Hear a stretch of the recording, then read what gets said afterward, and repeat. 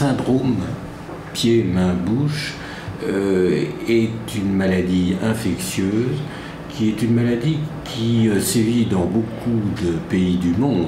Ce n'est pas du tout une maladie à exclusivité dite tropicale ou des pays en développement, ça peut se voir partout. C'est une maladie qui est connue depuis très longtemps, qui atteint essentiellement les enfants et qui est due à un certain nombre de virus. Et parmi l'ensemble de ces virus, qui sont un peu fastidieux à énumérer, il y en a deux principaux qu'on appelle les Coxsackie. Et puis, parce qu'il est dans l'actualité plus récente de cette maladie, des entérovirus, et un entérovirus qui est matriculé numéro 71. Entérovirus, ça veut dire donc un virus qui est essentiellement présent dans le tube digestif, entérovirus, et qui donc à partir de là va entraîner les symptômes de cette maladie pied-main-bouche.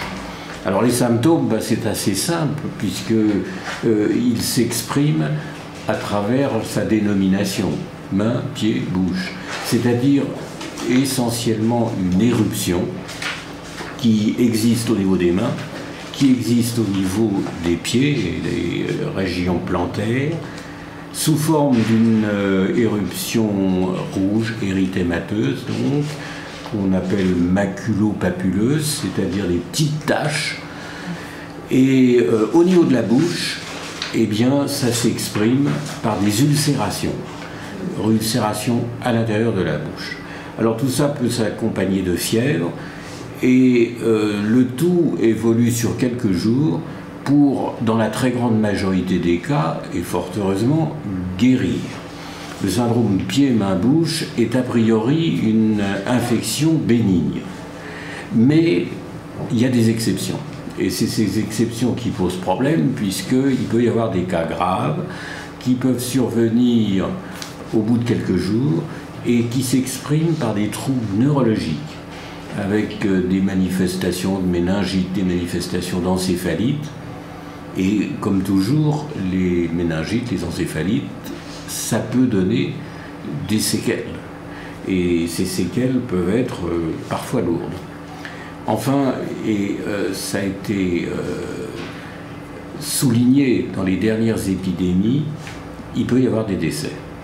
Des décès qui sont la conséquence justement de ces pathologies neurologiques qui apparaissent au cours de la maladie.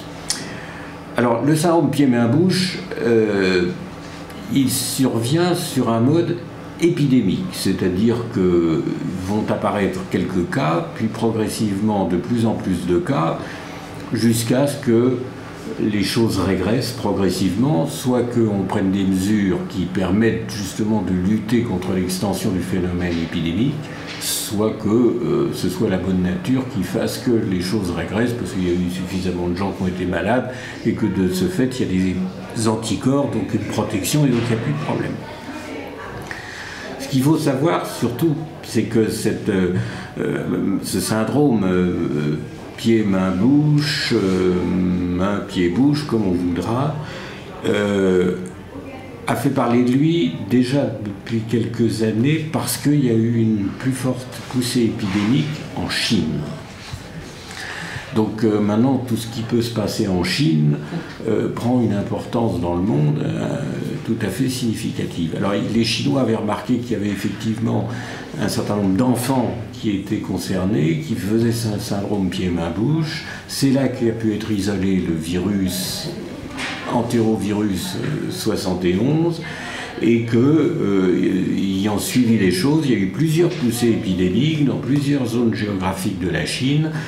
Et par conséquent, on ne doit pas être surpris qu'un pays voisin soit concerné, et que donc le Vietnam ait lui-même eu à souffrir de ce problème en octobre.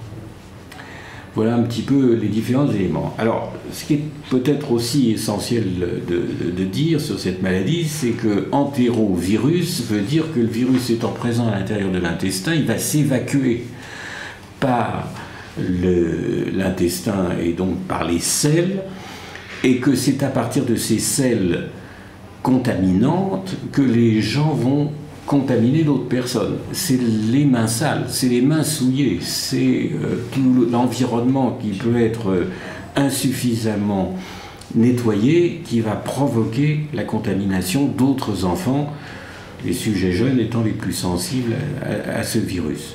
D'où, eh bien c'est simple, les règles d'hygiène fondamentales doivent être renforcées et il faut insister en particulier sur le lavage des mains. Dès que une maman fait un change d'un enfant, dès qu'on mange, etc., la nécessité de se laver les mains, de même qu'un certain nombre de règles d'hygiène, de propreté du domicile. Et c'est sûr que le bon respect de ces éléments permet de casser le phénomène épidémique. On n'a pas de, si je vous ai bien entendu, on n'a pas pour l'instant de traitement sur ni de vaccin, ni de choses comme ça. Non, alors, contre les maladies virales, globalement, on a assez peu de traitements efficaces. La plupart des maladies virales, finalement, guérissent fort heureusement toutes seules.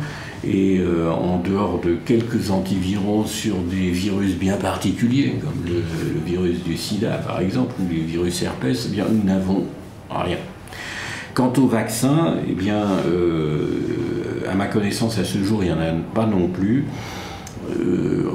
Contre une maladie virale, c'est vrai que ce sont les vaccins qui sont la meilleure façon de lutter contre. Maintenant, il faut le temps de les trouver, il faut le temps de les mettre au point, il faut que ça soit suffisamment justifié sur le plan épidémiologique pour que ça devienne une priorité de santé et une priorité pour un laboratoire de fabriquer du vaccin. À ce jour, nous ne l'avons pas.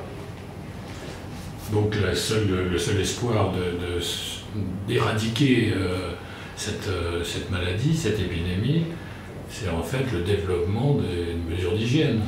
Oui, alors pour lutter contre le phénomène épidémique, c'est incontestablement les mesures d'hygiène.